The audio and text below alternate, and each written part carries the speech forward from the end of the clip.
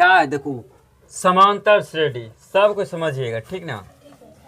देखो इसमें क्या होता है, जैसे कोई भी एग्जांपल देते हैं, ये होता है A1, ये होता है A2, ये होता है A3, नहीं डैश डैश चलते रहता है का 10वां पद का था ज्ञात करने। इसमें क्या लिखेंगे, हल में माना कि प्रथम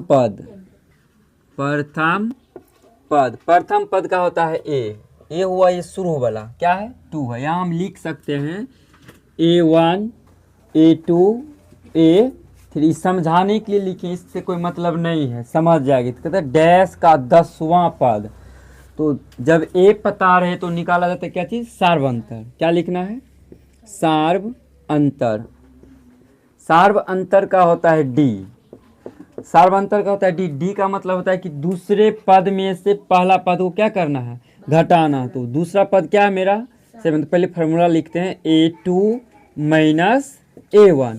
तो A2 कितना है 7 है, तो 7 माइनस A1 कितना है 2, तो 2 लिख देंगे इजकल टू। अब इसको घटा दो तो 5 नहीं, डी का मान प्राप्त हो गया।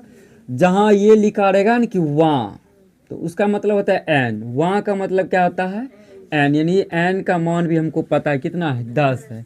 अब यहाँ से चलेंगे ए एन बराबर, फार्मूला होता है ए एन बराबर A plus N minus 1 into D होता है।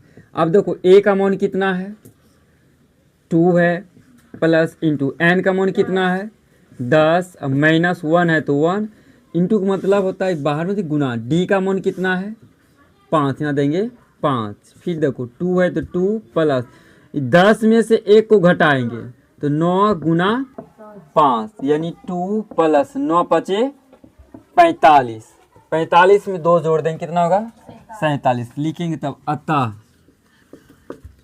ए पी का कौन सा पद का रहा था, तो 10वां पद 47 होगा। बन गया, ये पूछता है एग्जाम में, बराबर पूछता है, समझ में आ गया।